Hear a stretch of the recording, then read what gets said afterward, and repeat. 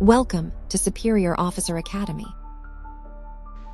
अस्सलामुअलैकुम everyone, welcome to our YouTube video जहां हम एडिटोरियल को ब्रेक डाउन करेंगे और ये एडिटोरियल आपके CSS, PMS और किसी भी कम्पिटिटिव एग्ज़ाम की तैयारी के लिए बहुत इम्पॉर्टेंट है। सो स्टूडेंट्स, आज का जो एडिटोरियल है इसका टॉपिक है solar energy and solar power. तो समझने की कोशिश करते हैं कि क्या पाकिस्तान में सोलर एनर्जी का फ्यूचर वाकई महफूज है और क्या हुकूमत असल में सोलराइजेशन को प्रमोट करना चाहती है या सिर्फ ये दिखावा है। प्राइम मिनिस्टर शहबाज शरीफ ने पब्लिक को ये अश्योरेंस दिया है कि हुकूमत कभी भी सोलराइजेशन बूम को डिस्करेज नहीं करेगी, लेकिन असल में पब्लिक का ट्रस्ट अब हुकूमत के यू टर्न्स की वजह से काफ़ी हर्ट हो चुका है। लोग ये कह रहे हैं कि प्रोमिसेस तो पहले भी किए गए थे मगर पॉलिसीज हर दफ़ा चेंज होती रही हैं। आज पाकिस्तान में लोग रैपिडली सोलर एनर्जी की तरफ शिफ्ट कर रहे हैं। इलेक्ट्रिसिटी बिल्स से परेशान लोग सोलर को एक रिलीफ समझ रहे हैं, लेकिन प्रॉब्लम ये है कि गवर्नमेंट की सोलर स्ट्रेटजी क्लियर नहीं है। कभी टैक्स लगा दिया जाता है, कभी नेट मीटरिंग को बदलने की बात होती है। It's all been very inconsistent. इसलिए एडिटोरियल ये क्वेश्चन उठाता है, क्या हुकूमत वाकई सीरियस है सोलर एनर्जी को सपोर्ट करने में या सिर्फ एक टेम्परेरी पॉलिटिकल स्टेटमेंट है जिसका ग्राउंड पर कोई क्लियर प्लान नहीं। ये कंफ्यूजन सिर्फ एनर्जी यूजर्स के लिए नहीं बल्कि पूरी एनर्जी पॉलिसी को अफेक्ट करती है। अगली स्लाइड में हम देखेंगे कि ड्रास्टिक पॉलिसी चेंजेस कौन से हैं जो लोगों के लिए सोलर लेना मुश्किल बना रहे हैं।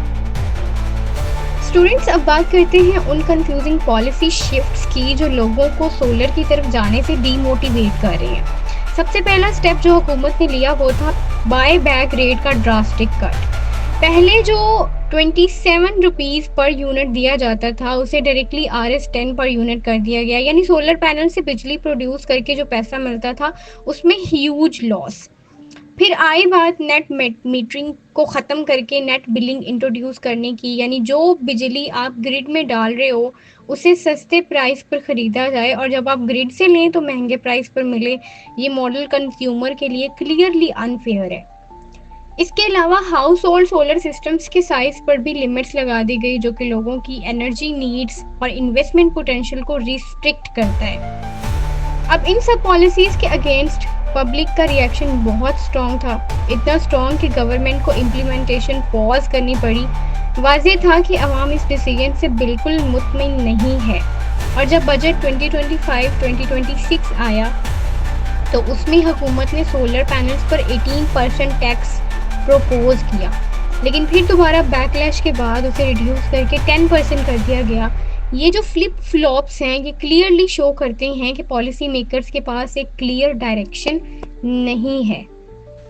अब बात करते हैं उन चैलेंजेस की जो पाकिस्तान के सोलर ट्रांजिशन को स्लो कर रहे हैं। सबसे पहली बात, पाकिस्तान सोलर एनर्जी से बहुत ज़्यादा इकोनॉमिक और इन्वायरमेंटल बेनिफिट्स हासिल कर सकता है। लो कॉस्ट बिजली, कम पोल्यूशन और फॉरेन फ्यूल डिपेंडेंसी में कमी आ सकती है। ये सब कुछ मुमकिन है, लेकिन दूसरी तरफ हुकूमत के पास इंडिपेंडेंट पावर प्रोड्यूसर्स के साथ साइंड कॉन्ट्रैक्ट्स भी हैं जो अभी तक फुलफिल करने हैं। जो लोग अब भी नेशनल ग्रिड से इलेक्ट्रिसिटी यूज़ करते हैं उन पर कैपेसिटी पेमेंट्स का एक्स्ट्रा बर्डन पड़ता है, यानी जो सोलर यूज़ नहीं कर सकते वो ज़्यादा महंगी बिजली का बिल भर रहे हैं सिर्फ इसलिए कि ग्रिड सिस्टम को सस्टेन रखना है।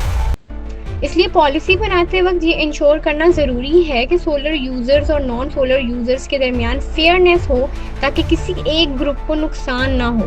और अगर पॉलिसी सडन चेंजेस के साथ लाएं तो इससे पब्लिक में मिसट्रस्ट और रेजिस्टेंस बढ़ता है जो कि किसी भी रिफॉर्म के लिए डेंजरस होता है।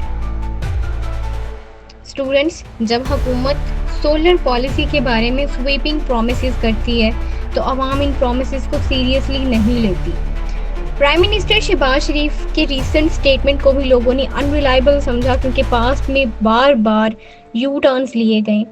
ये flip flop policies solar reforms को पॉलिटिकली रिस्की बना रहे हैं। हुकूमत हर वक्त बैकफुट पर होती है। जब भी कोई पॉलिसी इंप्लीमेंट करती है आवाम का रिएक्शन इंटेंस होता है। पब्लिक को शक है कि शायद गवर्नमेंट की पॉलिसीज बिग पावर कंपनीज को फेवर कर रही हैं और सोलर पैनल लगवाने वाले आम लोग इसका टारगेट बन रहे हैं। सबसे बड़ी प्रॉब्लम है लैक ऑफ क्लैरिटी। जब डायरेक्शन क्लियर नहीं होती तो लोगों का ट्रस्ट एनर्जी रिफॉर्म से उठ जाता है, लेकिन इस बार अवाम ने स्ट्रॉन्ग रिएक्शन दिया। मैसिव पब्लिक मोबिलाइजेशन ने हुकूमत को मजबूर कर दिया कि वो हार्श स्टेप्स को डिले करें। ये बताता है कि अवाम अवेयर हो चुकी है और सिर्फ प्रॉमिसेस से खुश नहीं होती। तो स्टूडेंट्स, अब आते हैं फाइनल पॉइंट पर। पाकिस्तान का सोलर शिफ्ट बहुत ज़रूरी है, लेकिन इस वक्त ये ट्रांजिशन पुअरली मैनेज्ड है। पब्लिक इंटरेस्ट बढ़ रहा है, लेकिन पॉलिसीज़ बिल्कुल भी क्लियर नहीं है।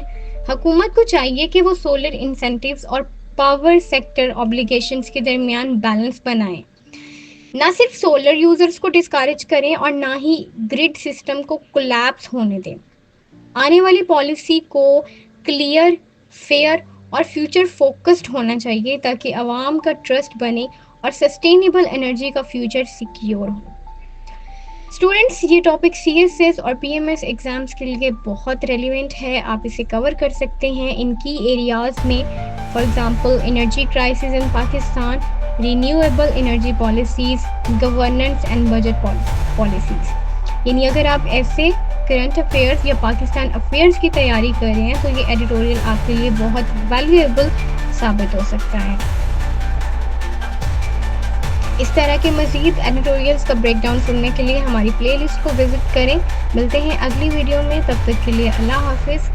हमारे चैनल को सब्सक्राइब करें, वीडियो को लाइक करें और अपने फेलो फ्रेंड्स के साथ शेयर करें। Thank you so much.